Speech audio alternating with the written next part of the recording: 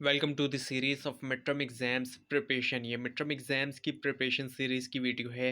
Complete series इस channel के ऊपर अपलोड की जा रही है और आज की वीडियो के अंदर आपको MGT 503 के लेक्चर नंबर 12 से लेकर 22 तक के मेन पॉइंट्स करवाए जा रहे हैं मिडटर्म एग्जाम्स की प्रिपरेशन के लिए। तो शुरू करते हैं आज के इस ट्यूटोरियल को। तो सबसे पहले इसमें है द एनवायरनमेंट। एनवायरनमेंट को जो है वो डिफाइन किया जाता है as a outside institution of forces जो कि आउटसाइड होती हैं ऑर्गेनाइजेशन के, पोटेंशियली तौर पे अफेक्ट करती है ऑर्गेनाइजेशन की परफॉर्मेंस के ऊपर असर पड़ता है ऑर्गेनाइजेशन की उसके एनवायरनमेंट की वजह से। और एनवायरनमेंट की भी टाइप है, एक्सटर्नल भी है और इंटरनल भी होता है। सो दो जो मेजर डिवीजन है इंटरनल सॉरी एक्सटर्नल एनवायरनमेंट के अंदर हम देखते हैं, वो मेगा एनवायरनमेंट है और टास्क एनवायरनमेंट है। इसके भी दो डिवीजन है। और जो ऑर्गेनाइजेशन कल्चर है, हर ऑर्गेनाइजेशन का अपना जो वो कल्चर होता है, जिस तरह से हर कंट्री का होता है इसी तरह से। सो ये जो है सिस्टम ऑफ शेयर्ड मीनिंग और बिलीव्स हैं।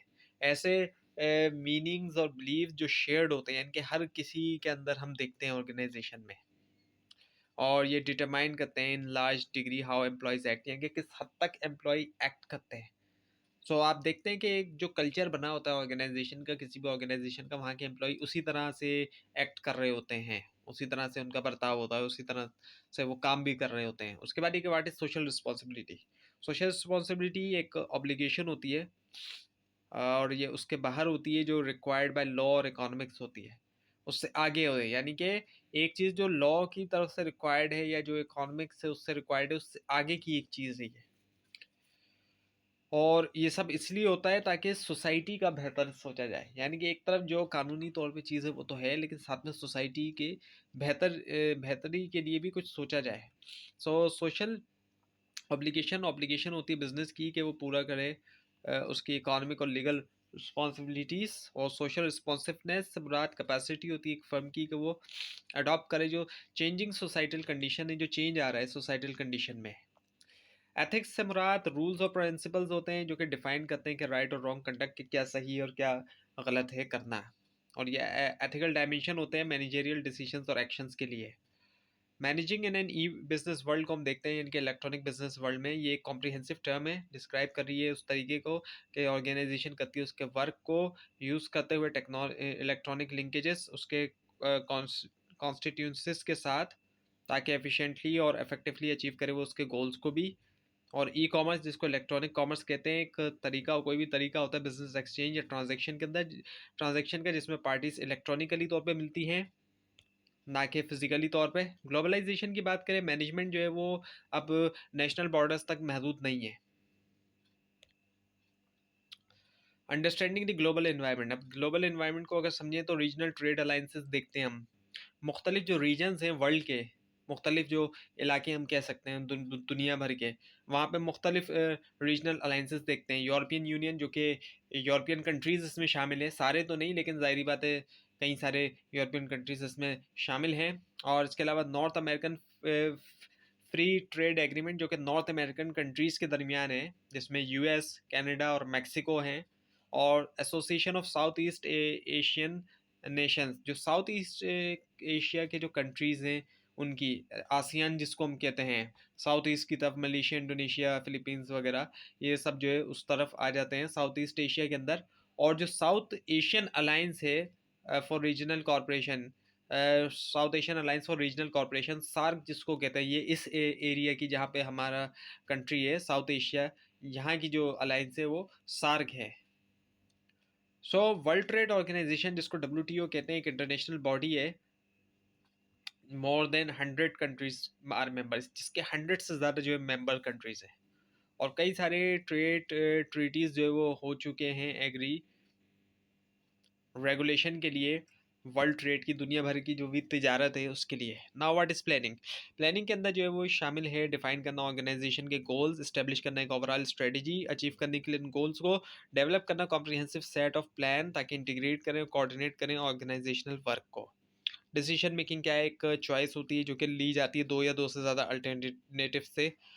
डिसीजन मेकिंग सिचुएशन, सो ये इसको हम देखते हैं तो सर्टेनिटी होती है एक सिचुएशन जिसके अंदर मैनेजर जो है वो कर सकते हैं एक्यूरेट डिसीजन, क्योंकि जो आउटकम होता है हर अल्टरनेटिव का वो नोन होता है, जबकि ये जो है कैरेक्टरिस्टिक नहीं है ज़्यादातर मैनेजरियल डिसीजन की, और अनसर्टेनिटी होती है। कैसे सिचुएशन जिसमें डिसीजन मेकर जो है वो लेता है एक कोर्स ऑफ एक्शन बगैर कंप्लीट नॉलेज के, और जो कॉन्सिक्वेंसेस होते हैं जो कि वो फॉलो करे।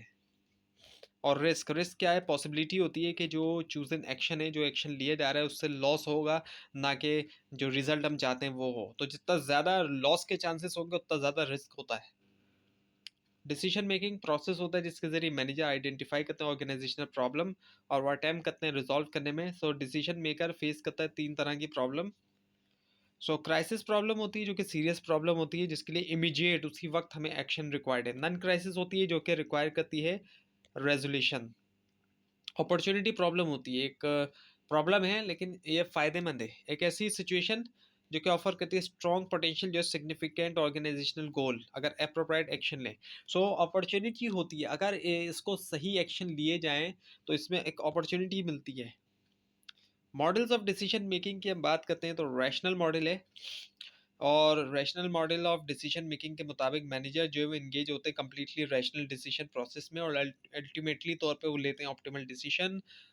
उनके पास होते हैं, पॉजेस करते हैं वो, और अंडरस्टैंड करते हैं तमाम जो रिलेवेंट इंफॉर्मेशन होती है उनके डिसीजन के से उस टाइम के ऊपर जब वो करते हैं पॉसिबल अल्टरनेटिव और तमाम जो पोटेंशियल आउटकम्स वगैरह हैं। Now the rational model step by step, सबसे पहले आइडेंटिफाई किया जाता है कि प्रॉब्लम क्या है, आइडेंटिफाई किया जाता है डिसीजन क्राइटेरिया, वेट दिया जाता है क्राइटेरियाज को और इसमें डेवलप होता है अल्टरनेटिव को डेवलप करना, एनालाइज करना अल्टरनेटिव्स को।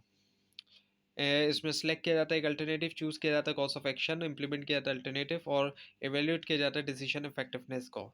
सो जो nature of managerial decision making है, प्रोग्राम डिसीजन होते हैं और नॉन प्रोग्राम होते हैं। ये रूटीन के होते हैं, रेपिटेटिव बार बार होने वाले, वेल स्ट्रक्चर सिचुएशन, और pre determined rule decision rule भी होते हैं। नॉन प्रोग्राम होते हैं जिसके लिए पहले से जो डिसीजन रूल्स हैं वो इम्प्रैक्टिकल होते हैं, क्योंकि सिचुएशन बिल्कुल ही नॉवल अलग होगी या स्ट्रक्चर किस्म की होगी। Types of problem and decisions, so well structure problem straight forward, familiar और इजीली डिफाइंड होती है। सो हैंडल करने में सिचुएशन को एक मैनेजर जो है वो यूज़ कर सकता है प्रोग्राम डिसीजन, जो कि रेपिटेटिव डिसीजन होता है जिसको हैंडल किया जाता है रूटीन अप्रोच से। पोरली स्ट्रक्चर प्रॉब्लम होती है जो कि न्यू या अनयूजुअल होती है, जिसके अंदर इन्फॉर्मेशन एम्बिगियस होती है, अनक्लियर होती है या इनकम्प्लीट होती है। ये प्रॉब्लम्स जो होती हैं बेहतर हैंडल करते हैं नॉन प्रोग्राम डिसीजन के जरिए, जो कि यूनिक होता है, जो कि रिक्वायर करता है कस्टम मेड सोल्यूशन। और डिसीजन मेकिंग स्टाइल्स होते हैं, ये स्टाइल कैरेक्टराइज होता है लो टॉलरेंस फॉर एम्बिगिटी और जो रैशनल वे ऑफ थिंकिंग है। एनालिटिक स्टाइल होता है जिसके अंदर हाई टॉलरेंस होती है एम्बिगिटी के लिए और रैशनल वे ऑफ थिंकिंग है। कंसेप्चुअल स्टाइल होता है, ये कैरेक्टराइज है एक इंट्यूटिव वे ऑफ थिंकिंग से और हाई टॉलरेंस फॉर एम्बिगिटी। और बिहेवियरल स्टाइल होता है जो कि लो टॉलरेंस फॉर एम्बिगिटी और इंट्यूटिव वे ऑफ थिंकिंग है। नॉन रैशनल मॉडल की बात करें, सो नॉन रैशनल मॉडल जो है मैनेजरियल डिसीजन मेकिंग का बताता है कि इन्फॉर्मेशन गैदरिंग और प्रोसेसिंग लिमिटेशन जो है वो बनाता है डिफिकल्ट मैनेजर के लिए कि वो कर सके ऑप्टिमल डिसीजन। और सेटिस्फाइसिंग मॉडल जिसको डेवलप किया गया 1950 में Nobel prize winner economist Herbert Simon ने, वो होल्ड करते हैं कि मैनेजर्स जो है वो तलाश करते हैं अल्टरनेटिव तब सिर्फ जब तक वो फाइंड करते हैं कि एक जो है वो दिखता है सेटिस्फैक्ट्री, ना कि ये कि ऑप्टिमल डिसीजन, यानी कि ऑप्टिमल के बजाय, बेहतर से बेहतर के बजाय वो सेटिस्फैक्ट्री तक करते हैं कि कुछ सेटिस्फैक्ट्री मिल जाए वहाँ तक। बाउंडेड रेशनैलिटी की बात करें तो इससे मुराद मैनेजर्स की एबिलिटी होती है कि वो परफेक्टली रेशनल हो डिसीजन मेकिंग में, और वो लिमिटेड होती है कुछ ऐसे फैक्टर्स से जैसे कि कॉग्निटिव कैपेसिटी और टाइम की जो कॉन्स्टेंट है, जाहिर बात है टाइम की एक लिमिट होती है। इंक्रीमेंटल मॉडल के मुताबिक मैनेजर जो है वो करते हैं स्मॉलेस्ट रिस्पॉन्स पॉसिबल, जो कि रिड्यूस करता है प्रॉब्लम को एटलीस्ट एक टॉलरेंस लेवल तक। और गार्बेज कैन मॉडल जो डिसीजन मेकिंग का, उसके मुताबिक मैनेजर बिहेव करते हैं वर्चुअली एक रैंडम पैटर्न के अंदर जब वो कर रहे होते हैं non programmed decisions. Group decision making की बात करें तो डिसीजन जो तमाम लेवल के ऊपर ऑर्गेनाइजेशन के फ्रिक्वेंटली तौर पे ग्रुप्स लेते हैं, और जो कुछ एडवांटेज है उसमें शामिल है कि ग्रुप की वजह से ज़्यादा डाइवर्स इंफॉर्मेशन और नॉलेज होती है, और एक इंक्रीज नंबर ऑफ अल्टरनेटिव भी डेवलप किया जा सकता है, और ज़्यादा अंडरस्टैंडिंग और एक्सेप्टेंस होती है फाइनेंशियल डिसीजन की। मुमकिन तौर पर मेंबर जो है डेवलप करते हैं नॉलेज और स्किल्स जो है फ्यूचर यूज़ के लिए। ग्रुप डिसीजन मेकिंग के कई सारे डिसएडवांटेज हैं। ग्रुप डिसीजन मेकिंग ज़्यादा टाइम कंज्यूमिंग है, डिसएग्रीमेंट डिले हो सकते हैं और हार्ड फीलिंग भी हो सकती है। डिस्कशन जो है डोमिनेट हो सकता है एक या कुछ मेंबर्स की वजह से।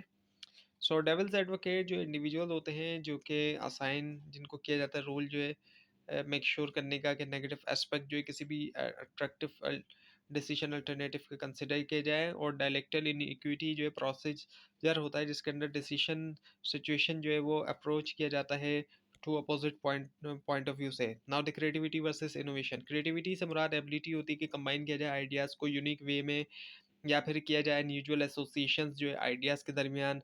इनोवेशन से मुराद प्रोसेस होता है क्रिएटिव आइडिया को लेने का और इसको जो है वो टर्न किया जाता है इनके उससे आइडिया से क्या किया जाता है यूजफुल प्रोडक्ट बनाई जाती है या फिर सर्विस या फिर जो मेथड ऑफ ऑपरेशन है वो। क्रिएटिविटी रिक्वायर करता है कन्वर्जेंट और डाइवर्जेंट थिंकिंग दोनों को रिक्वायर करता है। सो कन्वर्जेंट थिंकिंग से मुराद एफर्ट होती है कि सॉल्व करें प्रॉब्लम को बिगिनिंग से शुरू से प्रॉब्लम के साथ, और अटेम्प्ट होता है कि मूव करें लॉजिकली एक सोल्यूशन की तरफ। डाइवर्जेंट थिंकिंग से मुराद एफर्ट होती है कि सॉल्व करें प्रॉब्लम जनरेट करते हुए जो न्यू वे हैं प्रॉब्लम को देखने के और नॉवल अल्टरनेटिव जो है तलाश करना है। ब्रेनस्टॉर्मिंग जो है वो एक तरीका होता है क्रिएटिविटी बढ़ाने का जो इनकरेज करता है ग्रुप मेंबर को जनरेट करें जितने ज़्यादा नॉवल आइडियाज़ हैं। सो इसमें जो है वो ये नहीं होता कि किसी भी आइडिया को क्रिटिसाइज़ किया जाता है, बल्कि ज़्यादा से ज़्यादा आइडियाज़ जो है वो जनरेट करवाने के ऊपर फोकस किया जाता है ताकि फिर ज़्यादा से ज़्यादा आइडियाज़ में से जो अच्छे आइडियाज़ होंगे उनको सेलेक्ट किया जाएगा। और नॉमिनल ग्रुप टेक्निक जो है वो एक तरीका होता है एनहेंस करने का क्रिएटिविटी और डिसीजन मेकिंग जो कि इंटीग्रेट करता है इंडिविजुअल के वर्क और ग्रुप इंट्रैक्शन को भी सर्टेन ग्राउंड रूल्स के अंदर।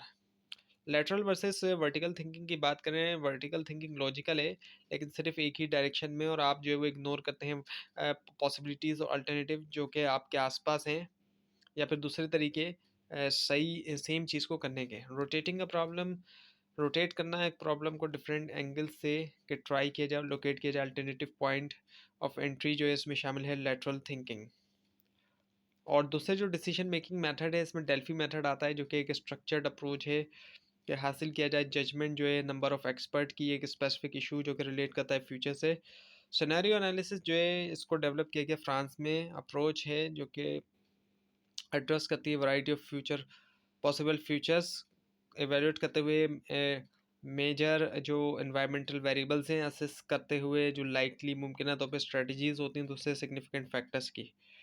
टेक्निक जो है असेस करने के लिए एनवायरनमेंट को एनवायरमेंटल स्कैनिंग है जो कि क्या है स्क्रीनिंग करना लार्ज अमाउंट ऑफ इंफॉर्मेशन ताकि एंटिसिपेट करें, अंदाज़ा करें और इंटरप्रेट करें चेंजेस जो है एनवायरनमेंट में।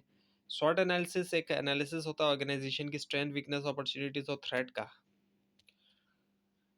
कॉम्पिटिटर इंटेलिजेंस एक एनवायरमेंटल स्कैनिंग एक्टिविटी है जो कि सीख करता है कि आइडेंटिफाई करें कि कौन कॉम्पिटिटर हैं, क्या वो कर रहे हैं और कैसे उनके एक्शन ऑर्गेनाइजेशन को अफेक्ट करेंगे। सो 3 कैटेगरीज़ हैं फोरकास्टिंग टेक्निक की। क्वांटिटेटिव फोरकास्टिंग अप्लाई की जाती है एक सेट जो है मैथमेटिकल रूल्स की। क्वालिटेटिव फोरकास्टिंग यूज़ करता है जजमेंट और ओपिनियन जो नॉलेजेबल इंडिविजुअल्स की, और जजमेंटल फोरकास्टिंग है। फोरकास्टिंग की हम बात करते हैं तो ये जो प्रोसेस होता है प्रेडिक्ट करने का चेंजिंग कंडीशन कि क्या होगा जो चेंजिंग कंडीशन है और जो फ्यूचर इवेंट है, और वो सिग्निफिकेंटली तौर पे अफेक्ट कर सकते हैं बिजनेस जो एक ऑर्गेनाइजेशन का। मेथड्स हैं फोरकास्टिंग के, कोई एक तरीका नहीं है। क्वांटिटेटिव फोरकास्टिंग जो कि रिलाई करता है न्यूमेरिकल डेटा के ऊपर नंबर्स के अंदर यानी कि जो डेटा है, और मैथमेटिकल मॉडल के ऊपर ताकि प्रेडिक्ट कर सके future conditions. Time series method है जो कि यूज़ करता है हिस्टोरिकल डेटा के डेवलप करे फोरकास्ट जो है फ्यूचर की।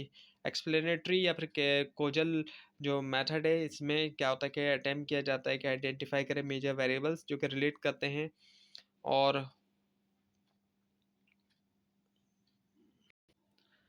या फिर होता है कॉस्ट पार्टिकुलर पास्ट कंडीशन, और फिर जो है उसको यूज़ करें यूज़ करें जो करंट मेजर होता है उन वेरिएबल्स का ताकि प्रिडिक्ट कर सकें फ्यूचर कंडीशंस को। और टेक्नोलॉजिकल या फिर क्वालिटेटिव फोरकास्टिंग होती है, जिसका एम होता है प्राइमरीली तौर पे प्रिडिक्ट करना लॉन्ग टर्म ट्रेंड्स जो टेक्नोलॉजी में और जो दूसरे इंपॉर्टेंट एस्पेक्ट होते हैं एनवायरनमेंट के। और फोकस जो होता है वो लॉन्ग टर्म इश्यूज के ऊपर होता है, जो कि लेस अमेनेबल होते हैं न्यूमेरिकल एनालिसिस के लिए। जजमेंटल फोरकास्टिंग रिलाई करती है इंडिविजुअल्स की जजमेंट के ऊपर या फिर जो कमिटी एग्रीमेंट होता है फ्यूचर कंडीशंस के हवाले से। बेंचमार्किंग की बात करें, ये जो सर्च है बेस्ट प्रैक्टिस के लिए कॉम्पिटिटर्स के दरमियान किया जाता है, यहाँ पे जो नन कॉम्पिटिटर हैं और उससे सुपीरियर परफॉर्मेंस मिलती है। टेक्निक्स फॉर एलोकेटिंग रिसोर्सेज की हम बात करें, रिसोर्सेज को एलोकेट करने के लिए जो टेक्निक्स है, ये कितने रिसोर्स कहाँ लगाएं हम। तो बजटिंग, बजट जो है वो क्या होता है, न्यूमेरिकल प्लान होता है, नंबर्स में होता है। रिसोर्स एलोकेशन के लिए स्पेसिफिक एक्टिविटीज़ के लिए कि किस चीज़ के लिए हमारा कितना बजट है। स्केजुलिंग है, इसमें लिस्ट होती है नेसेसरी एक्टिविटीज़ की, उनका ऑर्डर ऑफ कंप्लीशन और हर एक को करना उनकी टाइम जो कि ज़रूरी है कंप्लीट करने के लिए। ब्रेक इवन एनालिसिस है,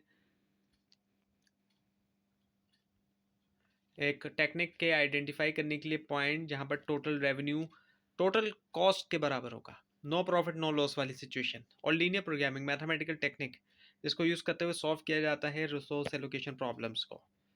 कंटेम्प्रेरी प्लानिंग टेक्निक्स की बात करें, सो प्रोजेक्ट मैनेजमेंट एक one time only set of activities है, जारी बार जिसके बिगनिंग और एंडिंग भी है। प्रोजेक्ट में क्या होता है कि ये प्रोजेक्ट की एंडिंग और बिगनिंग और एंडिंग है।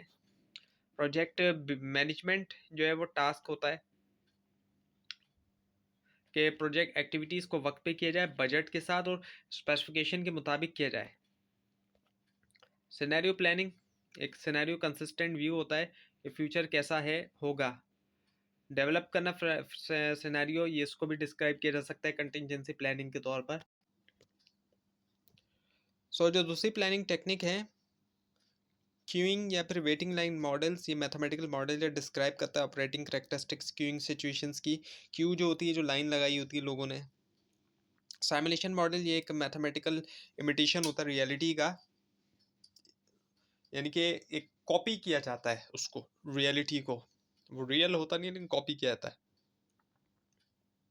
डिसीजन ट्री है, ट्रीज ग्राफिक मॉडल्स होते हैं जो कि डिस्प्ले कर रहे होते हैं स्ट्रक्चर, जो एक sequence of alternative cost of action के यूजुअली शो कर रहे होते हैं। पे ऑफ जो कि एसोसिएट होता है वेरियस पैथ्स के साथ, और प्रोबेबिलिटीज जो कि एसोसिएट होता है फ्यूचर पोटेंशियल फ्यूचर कंडीशंस के साथ। So how do managers plan, किस तरह मैनेजर प्लान करते हैं। प्लानिंग जो अक्सर खिलाया जाता है प्राइमरी मैनेजमेंट फंक्शन, क्योंकि इस्टेब्लिश करता है बेसिस, बुनियाद इस्टेब्लिश करता है तमाम दूसरे फंक्शंस के लिए। प्लानिंग में दो इंपॉर्टेंट एलिमेंट्स है, गोल्स और प्लान्स। स्ट्रेटेजिक गोल्स होते हैं ब्रॉडली, जिनको डिफाइन, जो कि ब्रॉडली डिफाइंड टारगेट या फ्यूचर और एंड रिजल्ट होते हैं, टॉप मैनेजमेंट सेट करती है। टैक्टिकल गोल्स टारगेट या फ्यूचर एंड रिजल्ट होते हैं, यूजुअली मिडिल मैनेजमेंट सेट करती है स्पेसिफिक डिपार्टमेंट या यूनिट के लिए। ऑर्गेनाइजेशनल गोल्स वो टारगेट्स होते हैं ये फ्यूचर जो कि और रिजल्ट जिसको लोअर मैनेजमेंट करती है। सो स्ट्रेटेजिक को टॉप, टैक्टिकल को मिडिल और ऑपरेशनल को लोअर लेवल की मैनेजमेंट। ये थी आज की वीडियो। आपको इस बारे में कोई क्वेश्चन है, खास तौर पर इसमें कोई मिस्टेक दिखाई दे, ज़रूर हाईलाइट कीजिए। और इस पूरी सीरीज़ को देखने के लिए मिड टर्म और फाइनल टर्म एग्जाम्स की प्रिपरेशन के लिए इस चैनल को सब्सक्राइब कीजिए, बेल आइकन पर क्लिक कीजिए। Thanks for watching this video and best of luck for your exams.